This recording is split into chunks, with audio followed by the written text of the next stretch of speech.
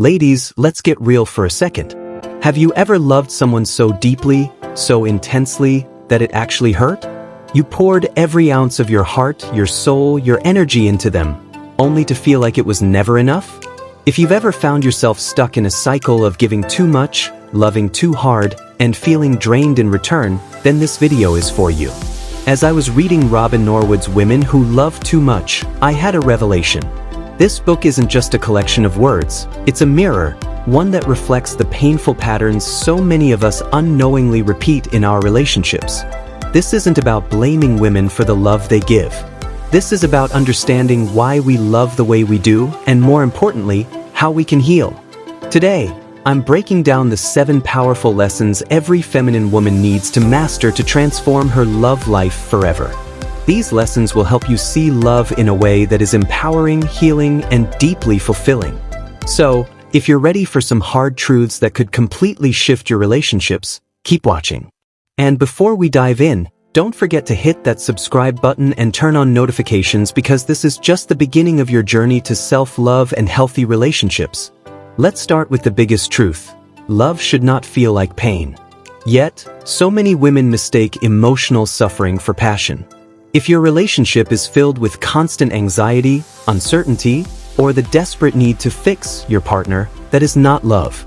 That is addiction. Love is not supposed to feel like a battlefield where you're constantly fighting for attention, validation, or affection. Real love feels safe. It feels nourishing. It's not a never-ending roller coaster of highs and lows that leave you emotionally exhausted. If you find yourself in relationships where you're always waiting for them to change, always sacrificing your own happiness just to keep them close, girl, it's time to wake up. You deserve a love that feels peaceful, not like a storm that never passes. Let's talk about patterns.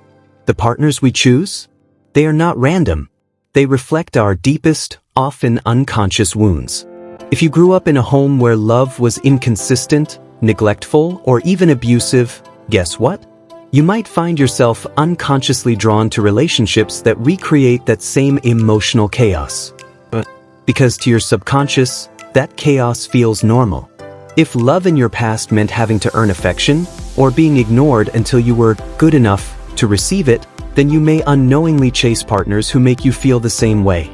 But listen to me, familiar does not mean healthy. Just because you're used to a certain dynamic doesn't mean it's what you deserve. Healing starts with recognizing these patterns and choosing different, healthier love. Many women believe that if they just love hard enough, give enough, or endure enough, they will finally be chosen. Finally be appreciated. Finally be enough. But let me ask you something. If someone truly loved you, would you have to suffer for it? Would you have to prove yourself worthy? The truth is, love isn't something you earn through pain. Love that is real, love that is mutual, is given freely. If you have to break yourself in order to be loved, then that love is not meant for you.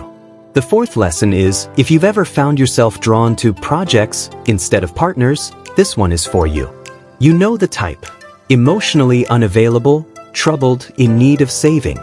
And yet, something in you needs to fix them, to heal them, to be the reason they change. But here's the hard truth, that need to fix others? It's not about them. It's about you.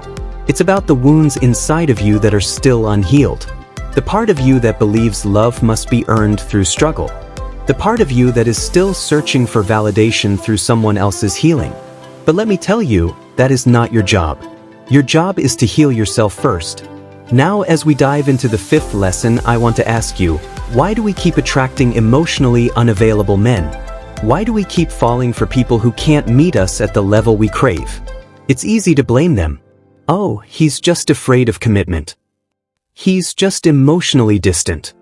But what if we are also emotionally unavailable? Deep down, we might have a fear of intimacy too. We might secretly believe that we don't deserve a love that is stable and consistent. Because if we truly believed we deserved it, we wouldn't keep settling for less. The moment you start believing in your worth, the moment you stop chasing the unavailable, the toxic, the ones who make you feel like you have to earn their affection, that is the moment everything changes. As we sail in the 6th lesson, do you know that loving too much isn't love? It's self-abandonment. It's pouring all your energy into someone else while leaving nothing for yourself. True healing starts with boundaries. It starts with learning to say no when something doesn't serve you. It starts with prioritizing your own needs, your own happiness, instead of trying to fill the void through someone else. It's not selfish. It's survival.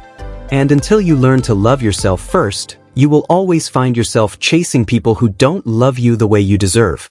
Last but not least, you need to know that real love should feel expansive. It should feel like fresh air, not like suffocation.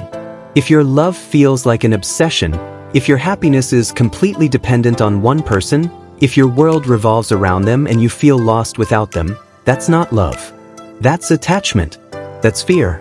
That's an unmet need that is masquerading as passion. Love should never feel like you're losing yourself. It should make you more of who you are, not less. As we close this debate down, as a feminine woman, you need to realize that this is your wake-up call. If you recognize yourself in any of these patterns, it's time to step into the version of love that is whole, fulfilling, and free from struggle. Love is not supposed to be painful. You are not supposed to earn it through suffering. The moment you start believing that, everything changes. So, if you're ready to break free from toxic patterns and step into a love that actually feels good, make sure you subscribe to this channel. We're on this journey together, and trust me, the best is yet to come. Now, tell me in the comments, which lesson hit you the hardest? I want to hear your thoughts. Until next time, stay strong, stay empowered, and most importantly, love yourself first.